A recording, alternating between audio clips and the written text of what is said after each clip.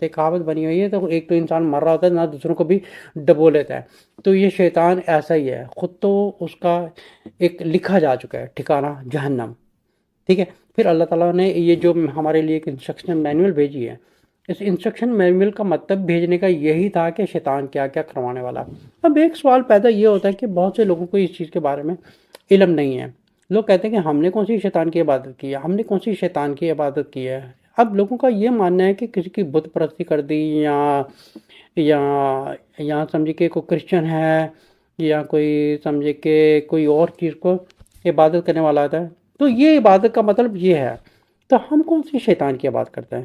ہم لوگوں سے بہت سے لوگوں کو یہ پتہ نہیں ہے کہ ہم شیطان کو دیکھ نہیں سکتے ہیں. شیطان کون ہے؟ جنات کی نسل ہے.